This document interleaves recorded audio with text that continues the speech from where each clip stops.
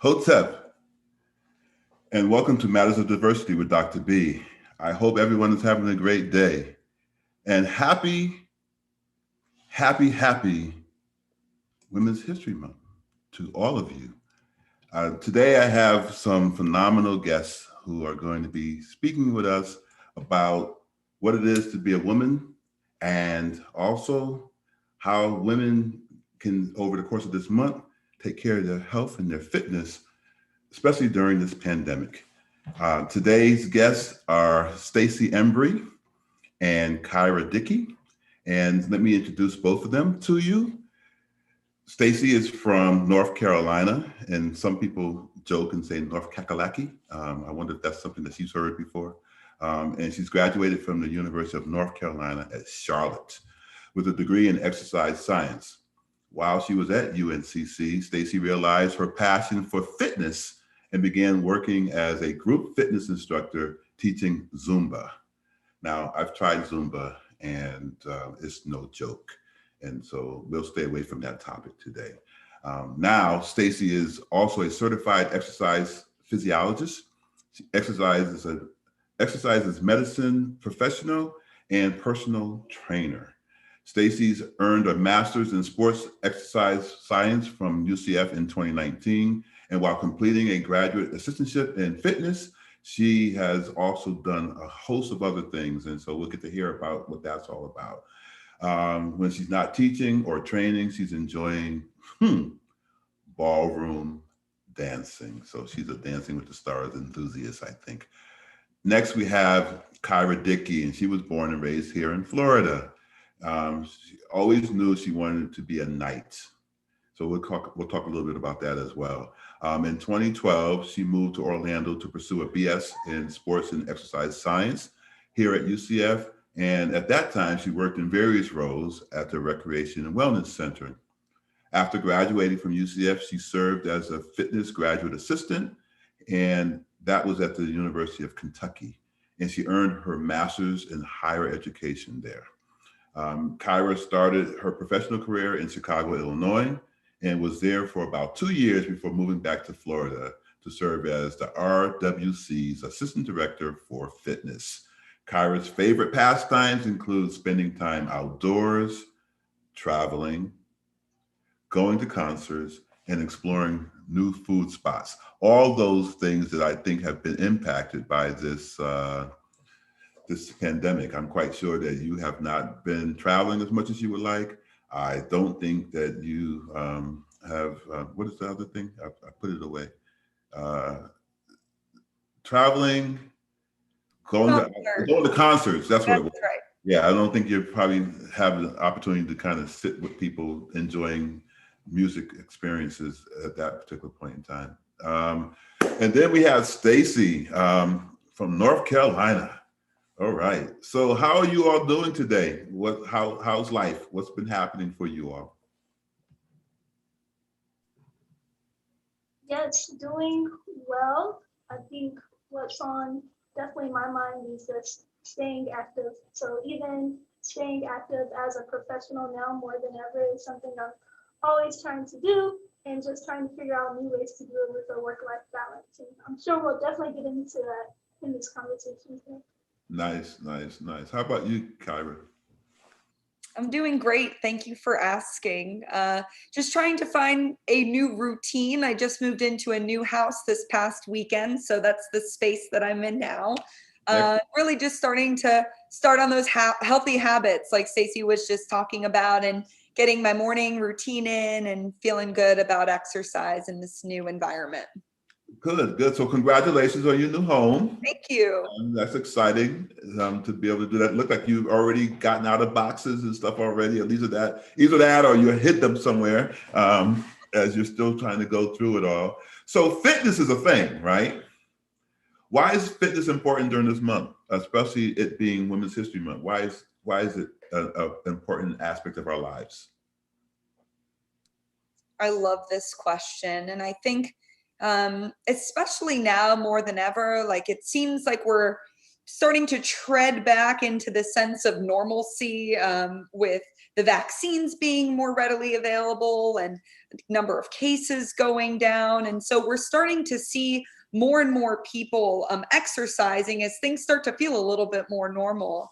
But I think in particular for women this month, just being able to celebrate our bodies for all of the amazing things that it does for us on a daily basis, and just the benefits of that too, not just physical, but the emotional, the spiritual benefits that come through exercise that make us the strong women that we are. So what do we say to the skeptics who don't really know about fitness and think that it's all a scam? What do we say to skeptics? Yes, so for those, we can give them some numbers. So we can tell them to just try it out. And now look at your blood pressure. See if you see any type of decrease in that.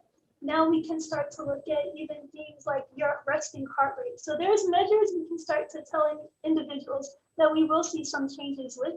Even for those that are skeptical, there's science behind it. So we're always able to give them some type of number. That way they can see the benefits, even if it's not something they physically see. Sometimes even seeing the number helps them realize the benefit that exercise and physical activity does for them. So is it a misnomer that people think that fitness means that you're trying to lose weight? Can fitness mean something else? Absolutely. And that's something that we strive to teach at the RWC. Fitness is not a one size fits all. Fitness should be fun. It should be engaging. It should be something that you enjoy doing. And so this idea of fitness being strictly for weight loss or strictly to burn calories, and we see it all over the media, ideal images of what people may look like and maybe what people aspire to look like. And so at the RWC, we're passionate about debunking that and saying like, no, it's not about looking like that person that you see on the magazine. It's about feeling like your best self and being able to move functionally and healthily throughout your life. Okay. So there's no need for trainers then. We shouldn't even have, you should just go to RWC and just walk around and just do whatever, right? That's the going rate right now? No, absolutely not. And the cool thing about the RWC is that we have so many different programs for students to engage with. Like if fitness itself isn't your thing, we have outdoor adventure and you can go for a hike with like-minded individuals. If fitness and maybe equipment and heavy lifting isn't your thing, then maybe you join intramural sports in a regular non-COVID time and move through playing sports and being competitive. So there's just a plethora of ways to move. We offer group exercise and personal training for more of that one-on-one type of feel and coaching experience. But it's definitely not a end-all be-all to have a trainer, but we do recommend them in case you're unsure of what you're doing or want to be challenged. What stuck out for me and what you just said is I think it's probably one of my favorite words ever, plethora. I just love that word. So I'm glad you brought that to the table today. So, so training is important, and maybe not necessarily training, but understanding what your exercise regimen or how you can best be, I guess, benefited from having exercise in your life is what people need to know, right? So they can do that with an end goal in mind, or they can do that with just recognizing that, hey, I don't have an end goal. I just want to feel a certain kind of a way every day. And so I think that's what you're talking about, Kyra, just that this kind of uplifts your spirit sometimes in terms of where you're at and where you're going. Does that make sense?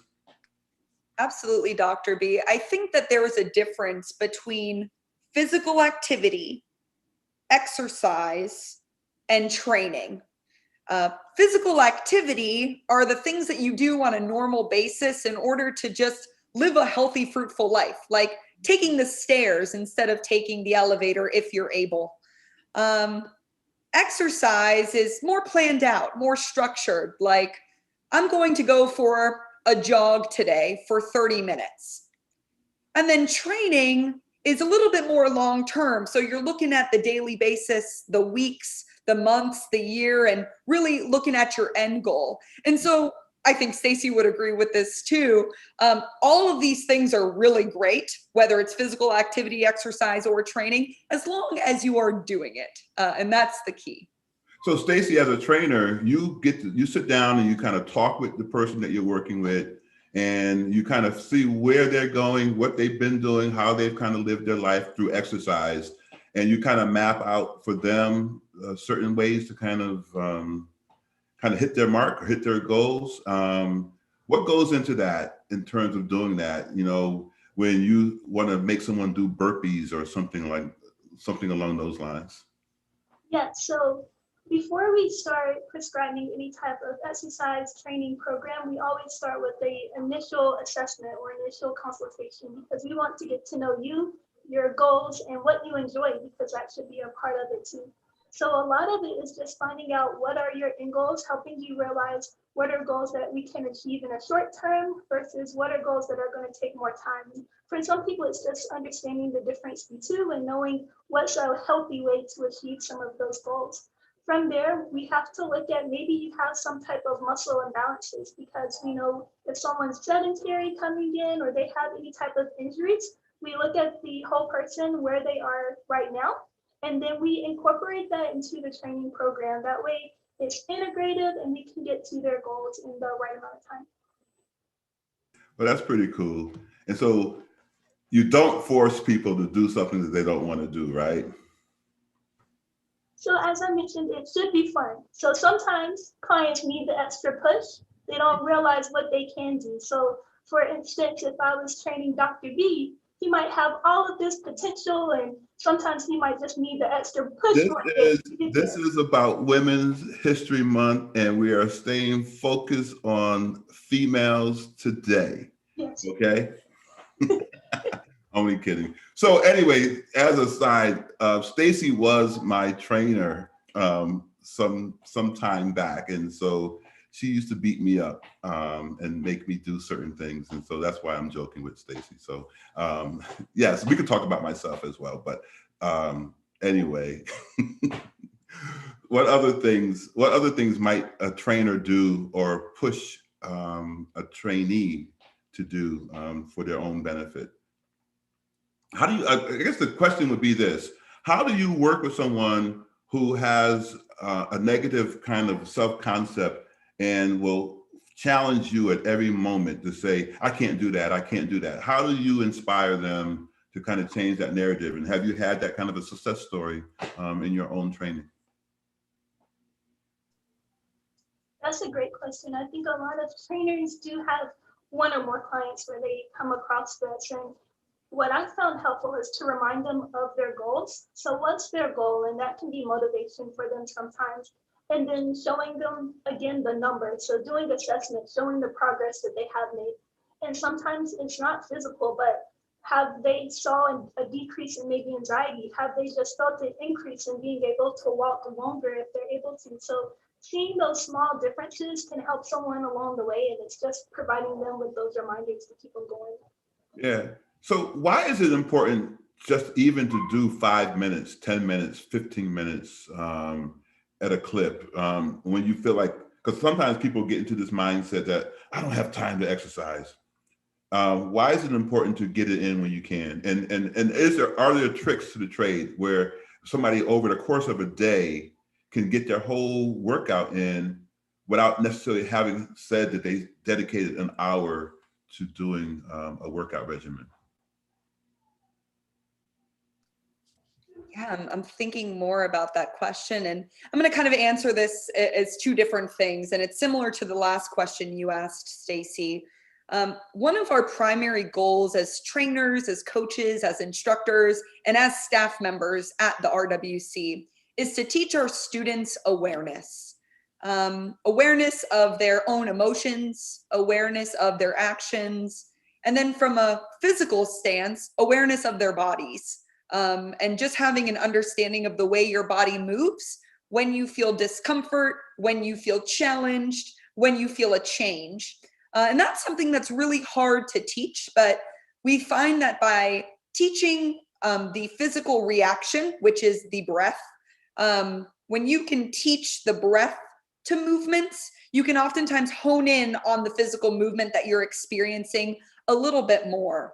And so in order to have a general awareness about fitness and your own body and some of the things that may challenge you, it's just important to spend as much time as you can each day focusing on those things. So one resource we have is chair yoga. You can literally do this sitting at your desk. I'm seated right now, taking side stretches.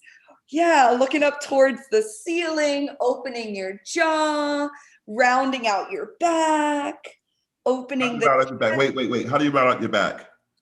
You would interlace your fingers like this and then separate your shoulder blades. So your fingers are actually facing out. Facing out. Yep. Okay. And then think about rounding your upper back, Oh, good Lord. separating your shoulder blades.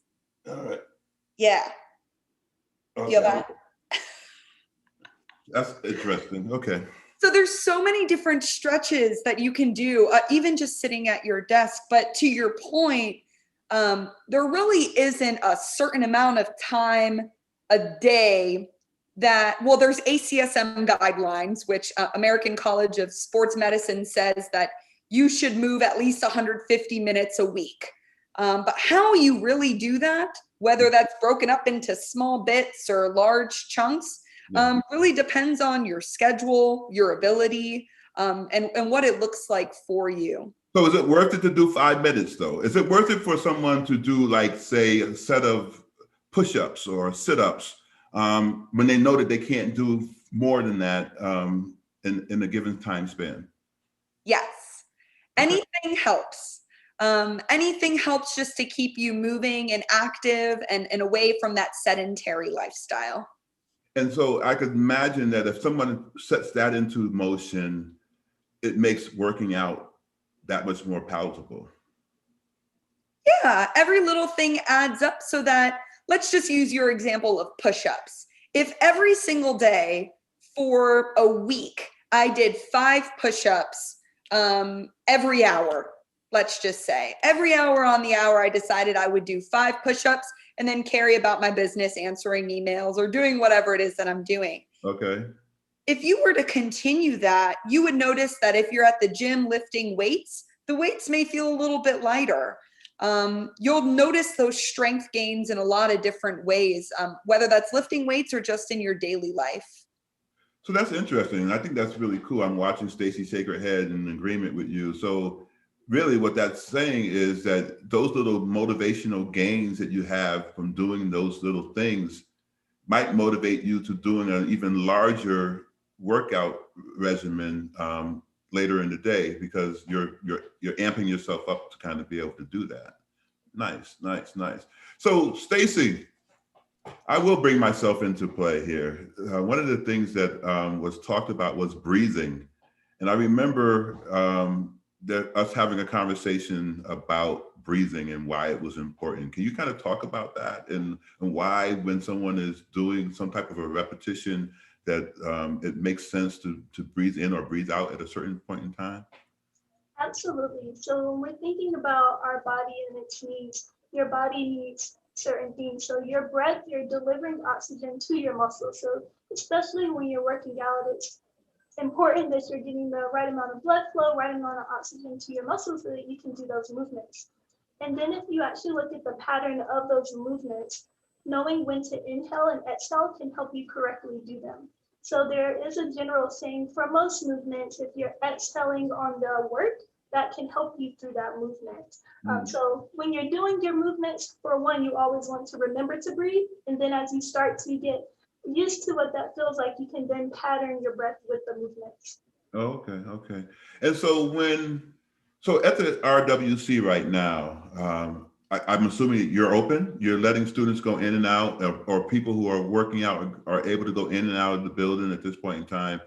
What are some of the COVID restrictions that are in place right now to stop, hopefully, the spread of this virus?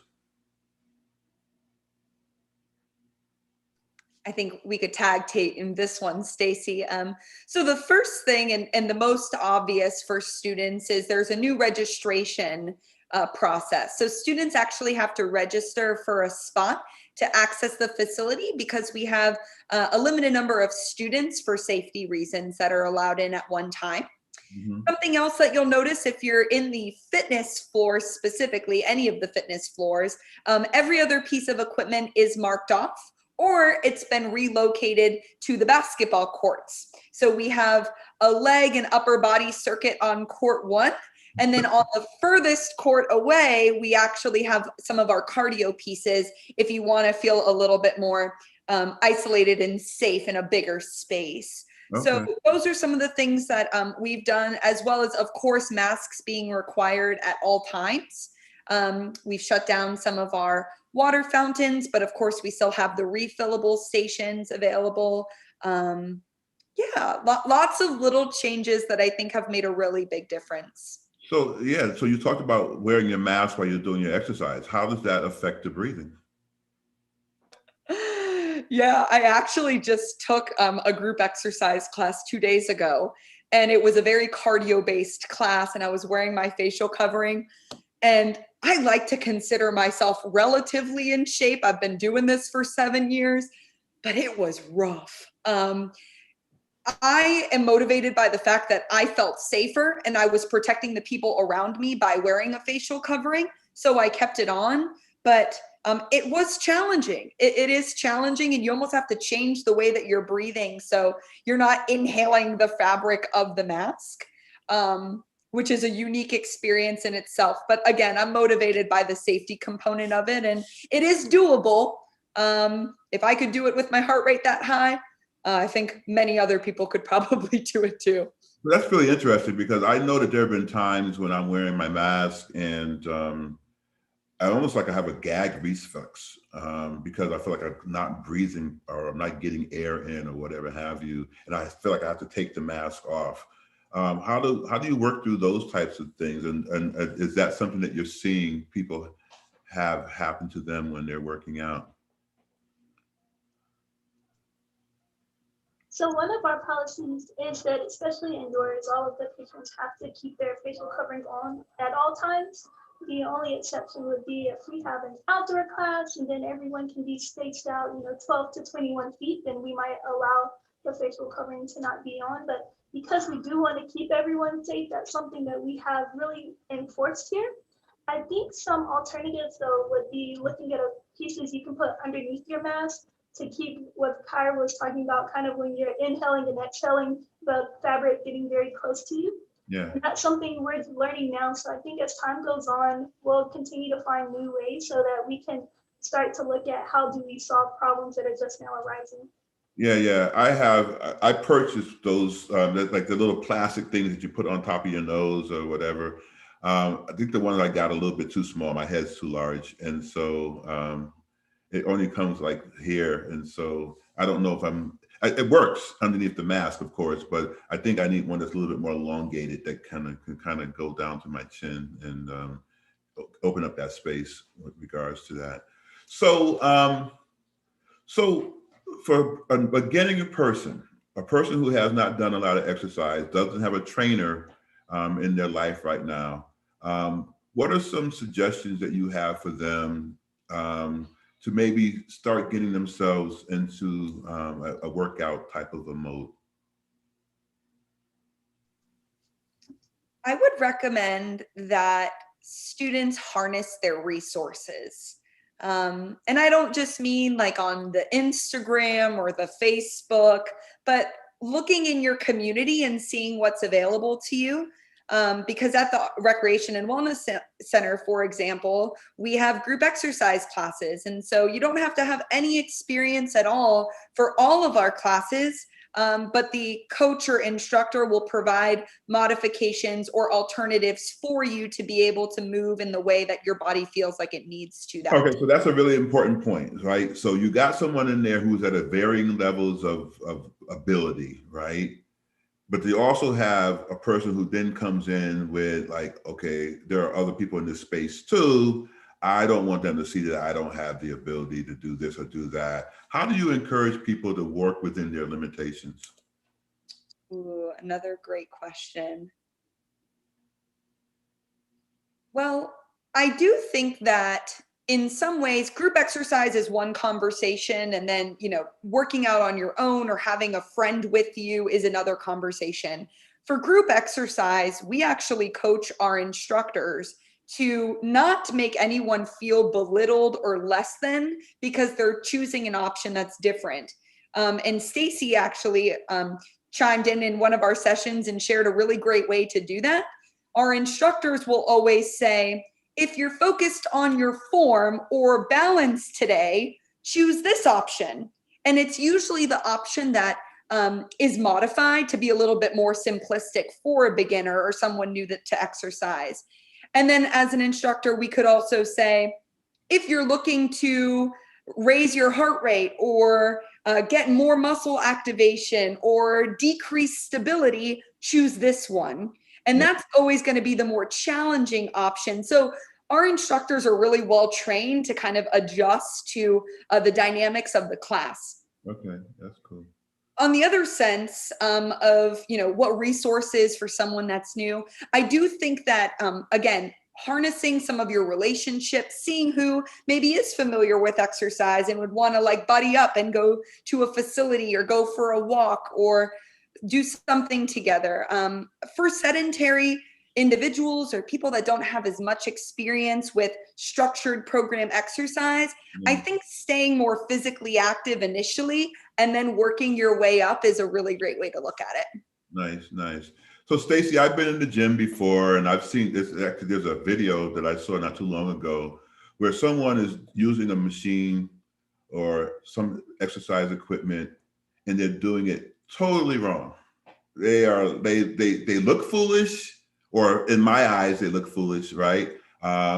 They clearly don't know what the purpose of the machine is or how the guests utilize it. How do you, whether you're a trainer or you are just a person in the gym, how do you break the ice to this person and say, maybe you're doing that a little bit wrong? Yes, so at the Recreation and Wellness Center, we do have fitness attendants who circulate on the floor. And one thing that they're there to help assist patrons with is how to properly use the machines.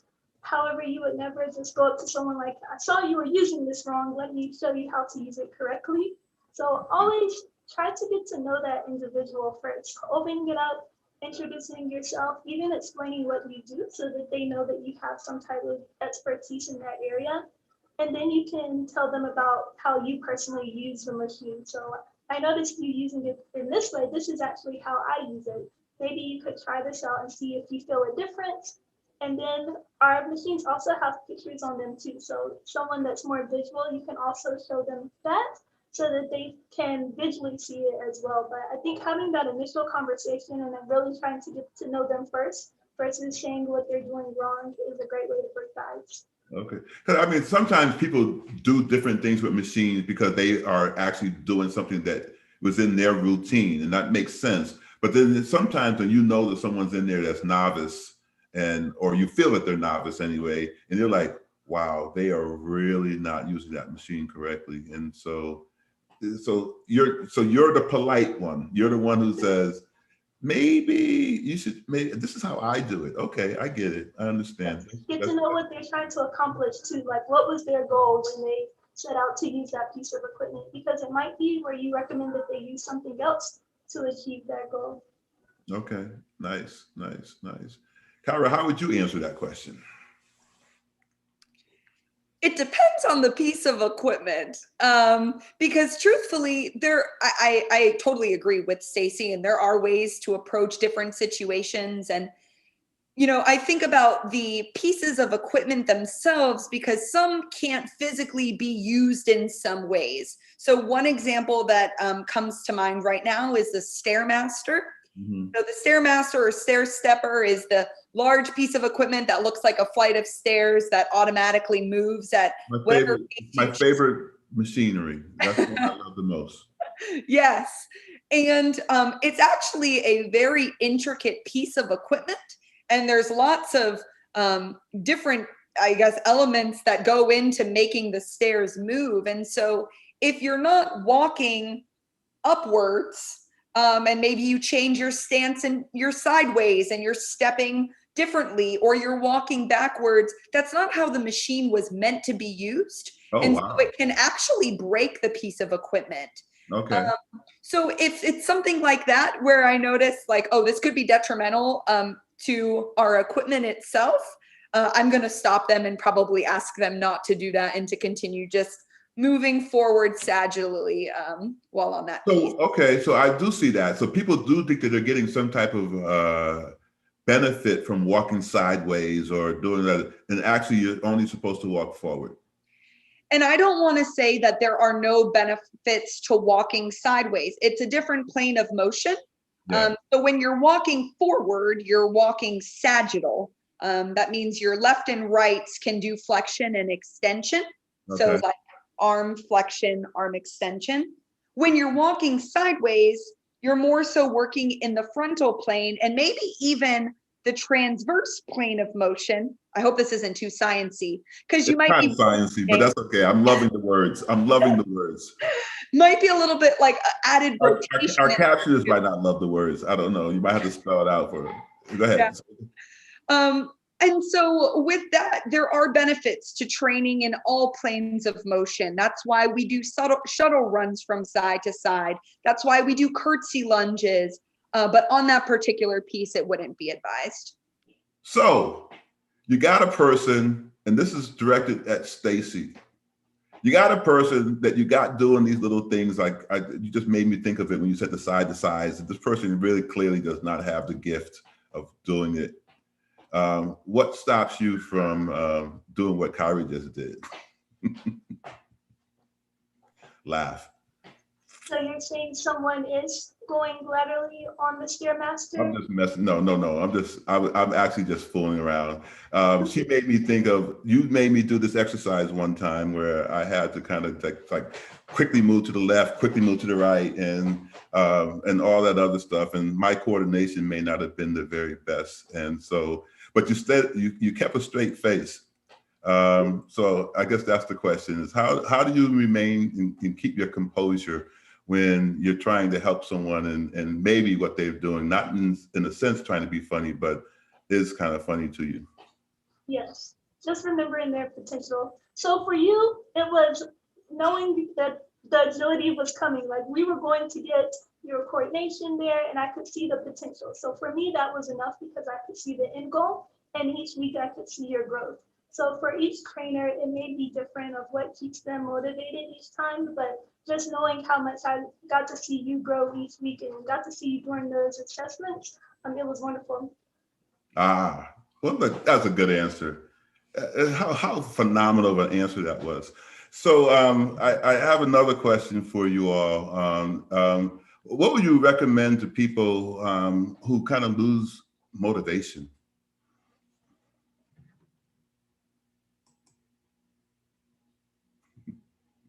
All right, Kyra. I didn't know if Stacey wanted to jump in. Losing motivation is natural. Okay. I think. Is it natural for 3 or 4 months? Yeah, it's natural for all of 2020. It was natural. And I think to that point, we're human and there's so many things that come up and our priorities are constantly shifting. But remembering how good you felt after that workout, thinking about the long-term benefits that it's going to have for your health, how you're going to be able to pick up a suitcase a little bit easier, how you'll be able to play with your kids or go for that run. Yeah, that really puts it all into perspective and hopefully remotivates someone. Nice. So Stacey, it's not about weight loss. It's really about how you feel and how your clothes fit. So sometimes people think that they're working out to lose weight so that they can fit into something, but actually it's about what? Yes, so just your overall wellness. So wellness isn't just physical, but there's all of these different components into wellness. And you're trying to just be the best individual. And what does that look like every day? So your activities of daily living, what allows you to get through those? So when I think of physical activity, I think of what does that mean in terms of wellness?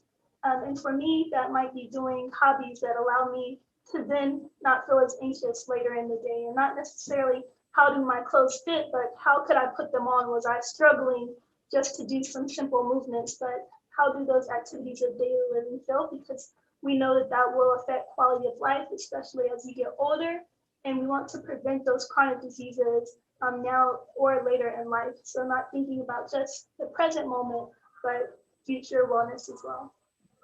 So one of the things I also see at the gym is someone who is following behind someone else's regimen, right? It's not made for them, but it's made. So I see maybe these two individuals, they'll remain nameless. One is like Jack, I mean, you know, whatever. And you know that the workout that they're doing is the one that's benefiting them. And then you see their friend who's following them behind them, who is trying to do or doing the same exercises, but even over time, you see no change, nothing in terms of what might have been what their end goal was. Because obviously their end goal is if this person is doing this exercise and this is what they look like, if I do that same thing, I'm going to look like that as well. Is that a misnomer? That makes me think back to personal training and with the first thing we do being the assessment, because each person is different. Your experiences in life have been different, your body is different, you might have different injuries, muscle imbalances. So your training program should always be unique to you and your abilities. So when you start trying to copy someone else's program, now your risk for injury is going to increase, and your motivation might also decrease as well because that program wasn't meant for you and your motivation is coming from someone else's end goal. So always remembering what are your goals and what can your body do now and going from there. So what makes people think that way? You know, what makes people think that if they follow somebody else's regimen that they're going to get their success? That's a really great question. And it might even come back if we look at when gyms first opened, before trainers were really a thing, individuals would just go to the person that looked the best. So they would go to the biggest person, whoever had the most muscles, and they get the program from them. So it really could stem from that before we knew the science behind training and knowing that it needs to be individualized and for you and your body. Yeah. So sometimes we just have to look back at what the history and what's been done in the past, and we can still see some of that being done in the present. Nice. So as I drive around town now, you see a lot of little shops opening up. You know, you got, I don't want to name names, but I guess I can, I guess I should. But you got the RWC, and then you have something that's like Orange something, and you got UFit something, and you got all these different places. Some of them are smaller, some of them are larger. You got the Row something, and you got all these different places that offer up all these different options for people working out. Almost they're cropping up these days, just like the hospital places, or what do you call those little clinics that are on every street corner now. So how do you pick and choose between what they offer? Because they all offer something different. You know, one says come in, you're out in 30 minutes. One comes in, and then you got people who are doing the Ironman stuff and the, you know, all the other stuff that they got going on out there. How does a person who hasn't spoken with a trainer make a decision about something that will be best for them? Because the reason why I ask that question is if I walk into one of those places, they're not trying to stop me from getting a membership there. They want me to be there to help them in terms of their business. But that doesn't mean that that particular workout regimen is best for me. So how do you get people to really pay attention to what might be the best resource or the best type of a gym to go to? I would say step one is identify what you enjoy, what you like, or what you want to learn. So if you are passionate about running a half marathon and you've never ran a day in your life, but you're like, I want to do this, you could look at the different organizations or businesses that offer 5K trainings or half marathon trainings that you can join or be a part of. Okay. You can, if you're interested in Olympic weightlifting and you've never touched a barbell in your life, look at different CrossFit gyms, look at USAW, which is US American Weightlifting, and see what workshops they have going on and how you can learn more about that. So that's first, I think, is identify what you want to learn and what you like to do, or maybe what you're interested in doing, to decide where you want to go. And then the other thing I would say, and Stacey's been talking about assessments so much because it's true, is you need to get an assessment. We have them at the Recreation and Wellness Center. You can walk into any Life Fitness brand, which is like a Sporta or LA Fitness, and they usually will do a complimentary fitness assessment for you to learn more about your bodies. Additionally, there are so many resources online through ACE, which is a fitness organization, or ACSM, and you can even see how you can do these tests on yourself, or maybe have a family member run these tests for you. Okay. So there's a lot of different things that you can do to gauge maybe where you're at from like a geographic or a general population standpoint. Yeah. To see, maybe the direction you want to go, whether that's Orange Theory, or there's a new one called like Green Frog. There's a lot of things that are out there now, to your point. Bar. A lot of them. There's everywhere you turn, there's one that's popping up somewhere. So at home, though, people are doing these things that are really interesting. I'm seeing these commercials these days for the mirror. You got somebody who's yelling and screaming at you as a trainer, which I think is kind of weird. I mean, I personally don't want someone looking at me in a mirror, trying to tell me what to do for my workout. But there's that. There's this Peloton where a lot of people I've seen online, people are saying that that's the way to go for a lot of people who are going in these routes. What's your take on those types of, I guess, equipment options or workout options? Yes, so I am aware of those two pieces that you just stated on. And it was making me think how ACSM, which Kyra mentioned earlier, they always put out fitness trends every year. So what we think will be the new fitness trends. And they recently released one, and number one this year was online training. So if you think about online training and now home workouts, we've definitely seen those increase because of being in a pandemic and being quarantined. So I think as we're moving towards some of these trends, having options where you can do them at home, where individuals may feel more comfortable, then that is great, because we're getting to the end goal of staying more active. So instead of being sedentary and then leading to these chronic diseases, if we're able to give individuals options to get them moving, then I think we're going in a positive direction. Okay. I can buy into that. I don't want one on my wall, though. I don't think, and I think they're really expensive too. On top of that, so my thought would be, if somebody puts it up and they don't put it up correctly and then it falls, it's like, that's like 7 years of bad luck towards exercise or something in that regard. See, I thought. Dr. B, you bring up a really interesting point. And fitness, because of all of the boutiques coming up and all of the trends that fitness has, it's starting to become more exclusive. And it's higher priced than it ever was before. And even it's sometimes unavailable in areas that aren't urban. And so, very similar to the concept of food deserts, there's this thing called fitness redlining. And it's the same exact concept where people don't have the access to in-person exercise options or gyms or certified trainers or instructors or coaches. And so we see that in many regions, that with fitness largely unavailable, there's a lack of education about the benefits of exercise.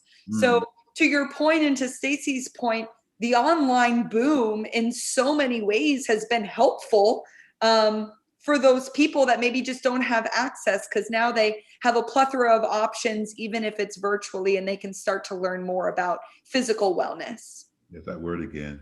So cool. So when you think about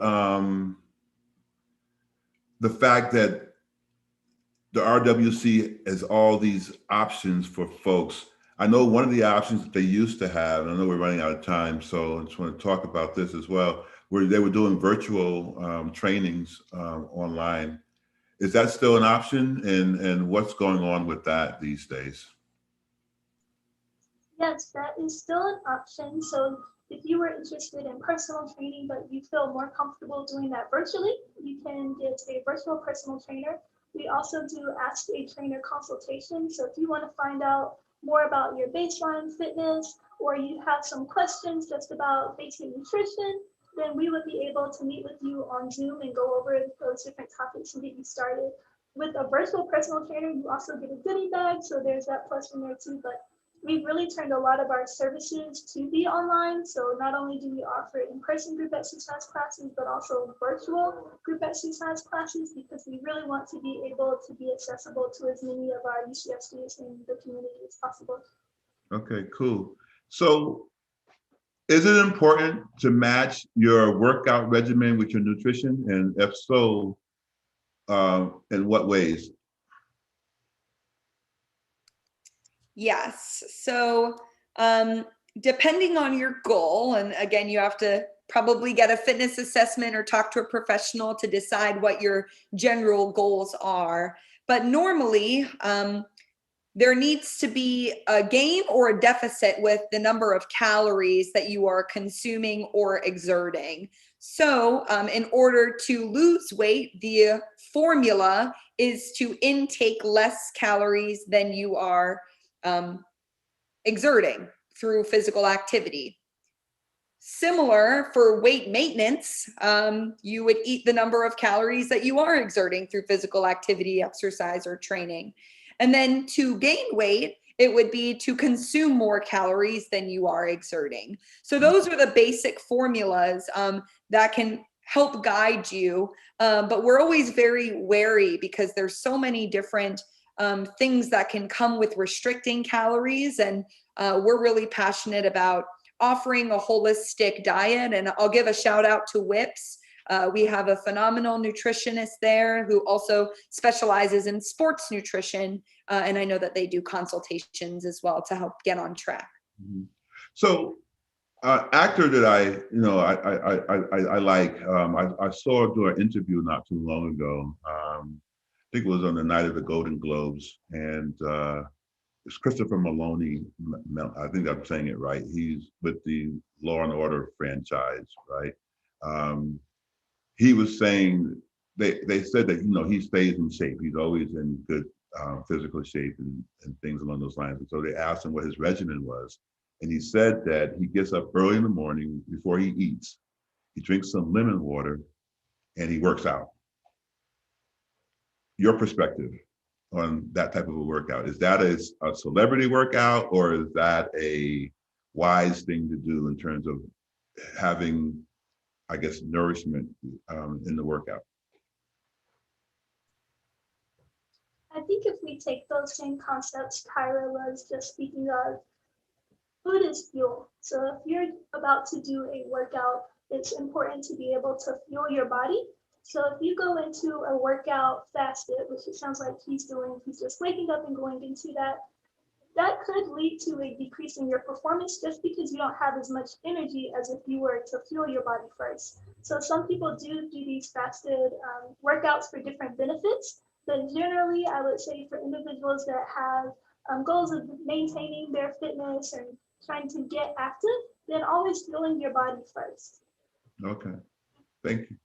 I appreciate that. So this being Women's History Month, any jewels, any points of the good of the order that you all would say to women who may be listening in on maybe how to just get inspired or to stay motivated, or however. Anything that you all want to share or say?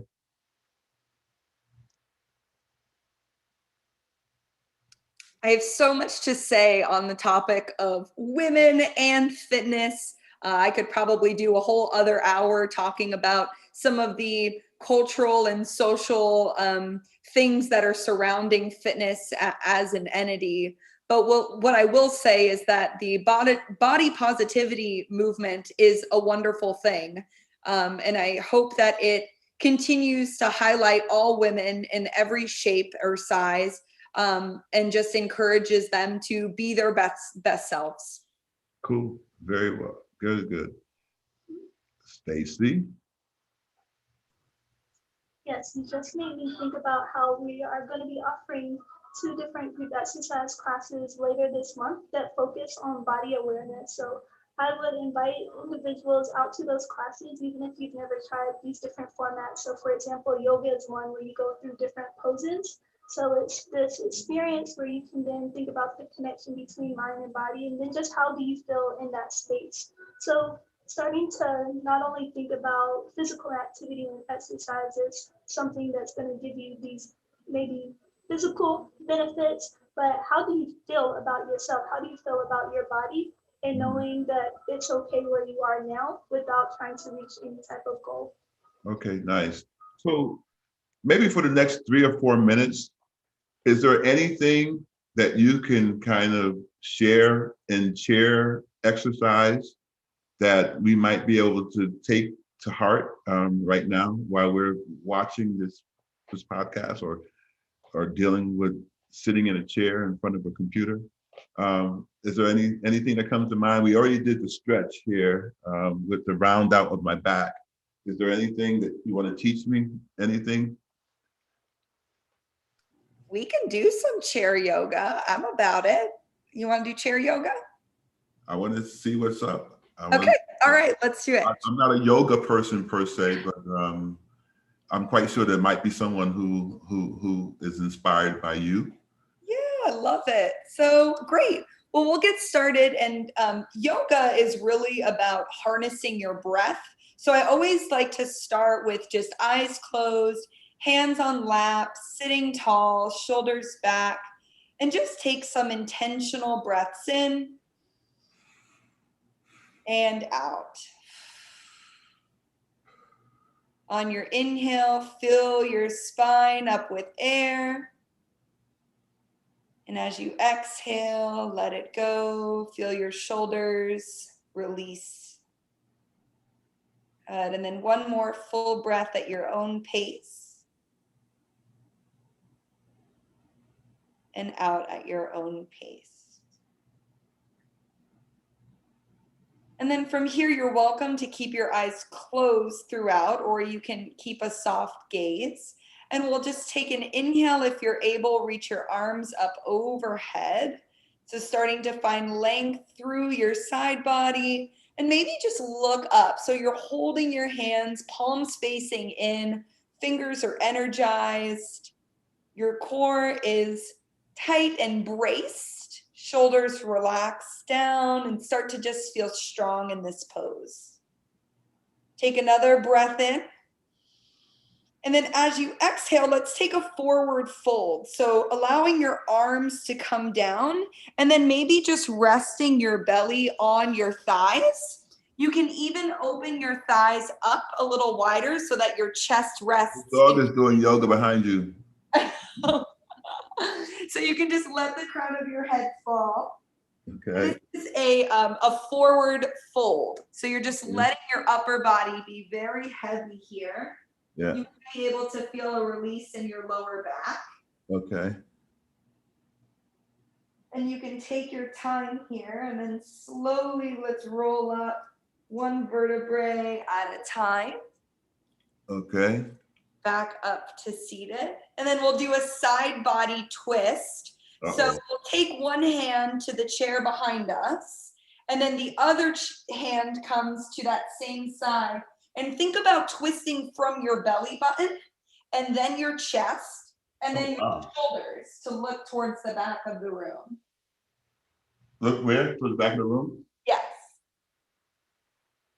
Oh, wow. So this is really great for lubricating your spine, Uh-huh. getting a nice twist in, and then you'll inhale, come back to center slowly, and then exhale to the other side. So really using your chair as a post to keep you balanced. You can even pull in a little bit if it helps you feel more secure. Yes. And make sure that you're breathing throughout this too, is super important. Yeah, I wasn't. You could tell, huh? And then as you inhale, come back to center. And that is your little snippet. Wow. I felt really good, actually. Great. And I could say that I'm a yoga expert now. You can. I didn't like the fact that you said that my belly would touch my thighs. I was like, wait a minute. How do you know I have a belly? I don't have a belly. Belly, that's normal. Like, whoa, lady. Wait a minute. Come on, pull that back. Pull that back. Anyway, I really want to thank you all for being a part of today's experience. That was cool. That was actually pretty cool. I actually feel that. Wow, that's excellent, excellent, excellent. See, Stacey, I'm still learning. I'm still learning, Stacey. I really appreciate you all taking time to kind of hang out with me today and to kind of talk about fitness and talk about women's history and all those other things. And I think that's really important. And so I'm going to take that to heart. I might have to get in touch with you all to do some chair yoga stuff, get more and more in tune with, because I'm sitting in front of this computer a lot these days. So that's pretty cool. But I thank you. We have a show coming up this week with Dr. MC Santana, director of the Women's and Gender Studies program here in the College of Arts and Humanities. So I'm looking forward to that show on this coming week. So this whole month, we're going to be doing dedication to women and what they bring to UCF. And so you all started us off today, and I'm really excited. It was good. When I saw, so I'll tell you a little story. When I saw that Stacey was going to be my guest this week, I was like, Stacey's going to be my guest. How did you put her on this podcast with me? I haven't seen Stacey in a while. She might come at me. But anyway, you didn't, Stacey, and I appreciate it. And so you all have a phenomenal rest of the week. I appreciate you all for coming on today and sharing a little bit about the RWC and just what you have been doing. It's been pretty good, pretty powerful today. So thank you so much. With that, we're going to close out today. We'll see you. Next week, we'll be having the opportunity to kind of hang out with Melinda Cartwright, First Lady of UCF. And so look forward to that as well. So you all have a great rest of the day, and we'll see you on the flip side. Thanks. Thanks so much. Bye, thank you.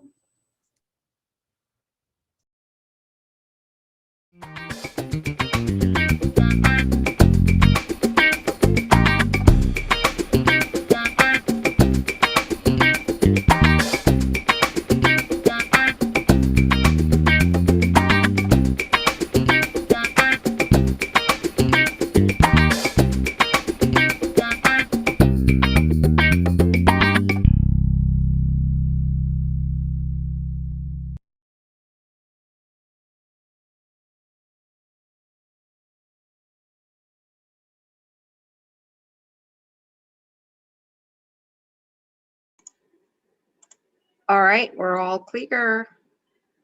Very nice. Very nice. Thank you all. Thank you so much. I hope that I didn't put you on the spot too much. No, that was a blast. I really appreciate